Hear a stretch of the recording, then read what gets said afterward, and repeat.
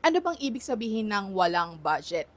Alam ko ang question ng marami is, does this mean na magsasara ng PhilHealth? So actually, hey guys! Welcome back to my YouTube channel. I am Gwen Salmorin, the Millennial Breadwinner, and I empower breadwinners to become generational wealth builders. And if interested ka sa mga topics about breadwinning, budgeting, and beyond, join our Facebook group. I will link it down below, and also don't forget to like and subscribe. So, one day, I woke up and all of my Facebook feed was PhilHealth has zero budget.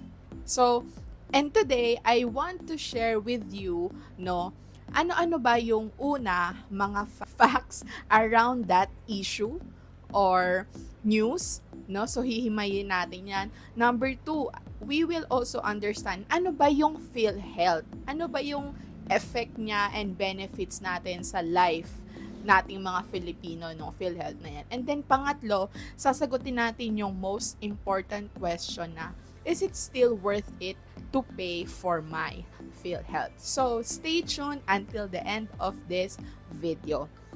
So, ano nga ba yung issue na ang PhilHealth is wala daw budget for 2025? So, if hindi ka pa aware, it's all over the news. And ang nangyari is that the Senate did not give any budget for PhilHealth for 2025.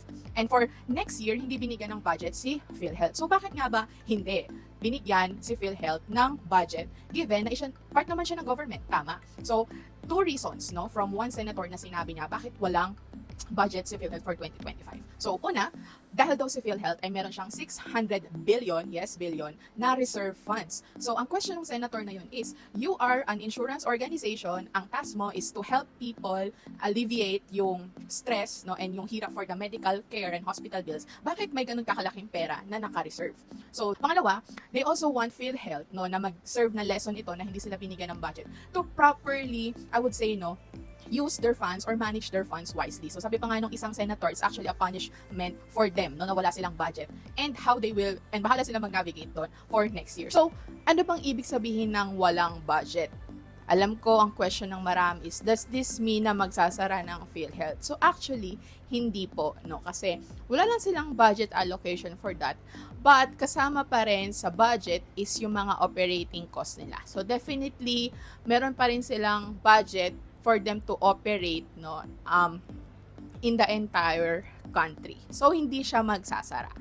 And on the other hand, sabi naman ng isang senator is, kawawa naman daw tayo mga Filipinos who are paying for the PhilHealth kasi paano naman yung support sa atin ng PhilHealth? So, PhilHealth is still yet to comment on how they will be able to provide support for the next year, kasi nga, with all these things, bago pa lang yan. So, we're still waiting on paano nila gagawin or na-navigate around yung 2025 without having additional budget. But the thing is, these senators, yung unang nabanggit ko, they want to push PhilHealth to actually use the 600 billion reserve funds kasi may pera naman daw sila and nasasayang lang na nakastock lang yung pera.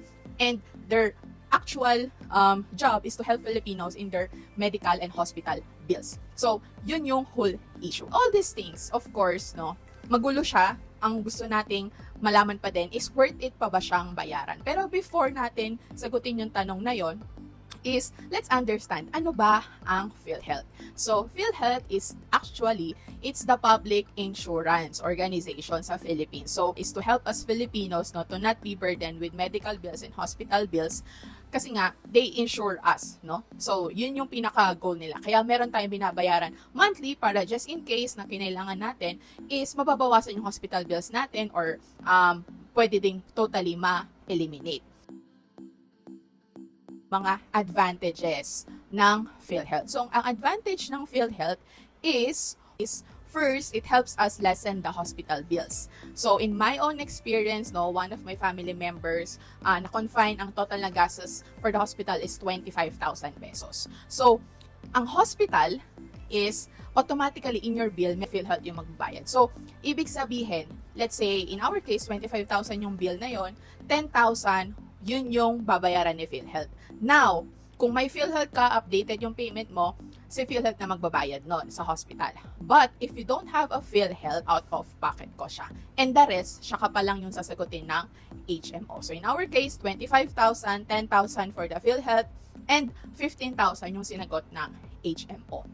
So number 2, ang isa pang benefit ng PhilHealth is meron siyang mga cases na kino-cover na hindi kino-cover ng ibang private insurance katulad ng maternity care, no? So you can look at the benefits ni PhilHealth sa kanilang site, they cover maternity care. Pero katulad ng HMO, guys, hindi yan kino-cover, no? Mga check-up lang. And pangatlo is that ang PhilHealth din is babayaran mo lang siya until age 60. Ang mga HMO, babayaran mo siya until age 65 and covered ka lang until age 65. After that, hindi ka na covered nun. Ang mga other health insurance or life insurance, merong mga health insurance na babayaran mo until buhay ka.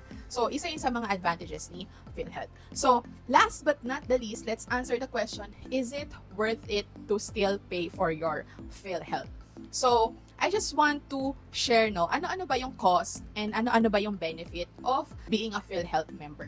So, una, magkano ba yung binabayaran mo? Ang range, if your salary is from 0 to 10,000 pesos, it is up to 500 pesos per month. Ang basic salary mo naman is from 10,000 to 99,000 every month. So, the range is between 500 to 5,000 every month. And if your salary is more than 100,000, so now what happens is, ang babayaran mo na is 5,000 every month. And if you're an employee, kalahati lang nito yung babayaran mo. Pero if you are self-employed, yes, no, ikaw magbabayad niyan totally, lahat-lahat. Okay? And ano naman yung benefits? So, sa site ni PhilHealth, makikita nyo ano-ano yung mga benefits ni PhilHealth doon. So, una, meron siyang for inpatient. So, ibig sabihin, pag na-confine ka sa hospital, katulad nung naging experience namin is meron siyang ibabawas sa bill ninyo. So, pa lang pala is outpatient. So, yung mga check-up din, labs, radiology, yan, kasama yan sa mga coverage niya. And then, pangatlo, others, no? Actually, dito lang, makikita nyo doon, no? Ano-ano pa yung mga kino-cover niya. Meron pala siya kino-cover ng mga cancer, dialysis, mga kidney failure, maternity care nga, no? Tapos, yung colon cancer. Tapos, HIV and AIDS, covered din yan ni PhilHealth. So, those are the benefits of PhilHealth. So, kung titingnan nyo, no, based ba sa binabayad nyo, sa tingin nyo, if you will be covered for all of these benefits, no, in case something happens, do you think this is something that will be beneficial to you? So, that is something that I want to leave up to you guys. But kung ako'y tatanungin ninyo, actually, I will still pay for my PhilHealth contribution, but I will not stop with that.